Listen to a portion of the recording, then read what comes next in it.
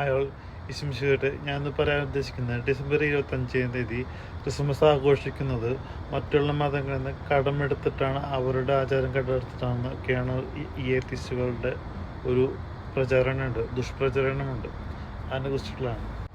ഈ ലോകത്ത് നോക്കി കഴിഞ്ഞാൽ ലോകത്ത് 365 ദിവസവും ഏതെങ്കിലുമൊക്കെ ആഘോഷങ്ങളുണ്ടാവും.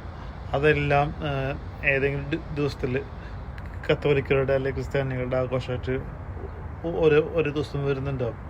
അതുകൊണ്ട് അവരുടെ വിശ്വാസം ക്രിസ്ത്യാനികളുടെ വിശ്വാസം ഒന്നാണ് എന്ന് പറയുന്നതിൽ എന്ത് ന്യായമുള്ളത്?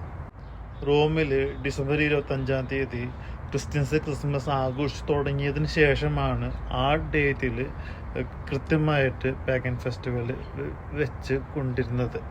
ഡിസംബർ 25 ക്രിസ്മസ് ക്രിസ്ത്യൻസ് ആഘോഷിക്കുന്നതിന് മുന്നേ ഏതെങ്കിലും ഒരു വിശ്വാസത്തിൽ ഡിസംബർ 25 അവരുടെ ഫെസ്റ്റിവലായിട്ട് ആഘോഷിച്ചു എന്നുള്ളതിൻ്റെ കൃത്യമായിട്ടുള്ളൊരു തെളിവ് ഒരു സ്ഥലത്തും കിട്ടില്ല.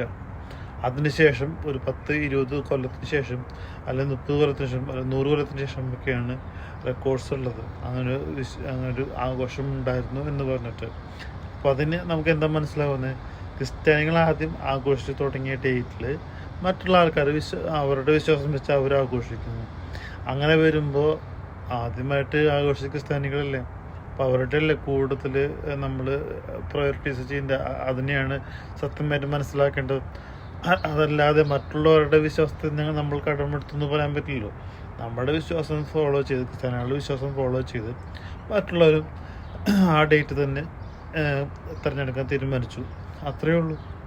യേശു ജനിച്ചു, ജീവിച്ചു, മരിച്ചു, ഉയർത്തെഴുന്നേറ്റു എന്നുള്ളതിന് ഹിസ്റ്ററിക്കൽ റെക്കോർഡ്സ് ഇഷ്ടം പോലെയുണ്ട്. അത് ബൈബിളിൽ മാത്രമല്ല, പുറത്തുള്ള ക്രിസ്ത്യാനികൾക്കെതിരെ പ്രവർത്തിക്കുന്ന ആളുകൾ പോലും ഈ കാര്യം റെക്കോർഡ് ചെയ്ത് വെച്ചിട്ടുണ്ട്. ഹിസ്റ്ററിക്കൽ റെക്കോർഡായിട്ട് ഇന്നും നമ്മുടെ അടുത്തുണ്ട്. അപ്പോൾ അത് നമ്മൾ വെച്ച് നോക്കുമ്പോൾ ഈ ക്രിസ്ത്യാനി വിശ്വാസം കൃത്യമായിട്ടുള്ള എവിഡൻസോട് കൂടിയിട്ടുള്ള വിശ്വാസമാണ്. മറ്റുള്ള ഫെസ്റ്റിവലിന് എന്തെങ്കിലും ഒരു എവിഡൻസ് നമുക്ക് തരാൻ പറ്റും? അതൊന്നുമില്ല. അവരുടെ ആചാരം അവർ തന്നെത്താൻ ഉണ്ടാക്കി കൊണ്ടുവന്നു. അതിന് കൃത്യമായിട്ടുള്ള എവിഡൻസ് ഒന്നുമില്ല. അവരുടെ വിശ്വാസമാണ്, അത്രേ ഉള്ളൂ. പക്ഷേ ക്രിസ്ത്യാനികൾക്ക് അങ്ങനെയല്ല, കൃത്യമായിട്ടുള്ള എവിഡൻസുകളുണ്ട്, മാർഗങ്ങളുണ്ട്. അതിനനുസരിച്ചാണ് ക്രിസ്ത്യാനികൾ ഈ ദിവസം ആചരിക്കുന്നതും അവർ വിശ്വസിക്കുന്നതും. അപ്പോൾ യേശു ദൈവമാണെന്നുള്ളതിന് ഒരു തരത്തിലും നമുക്ക് എതിര് പറയാൻ പറ്റില്ല.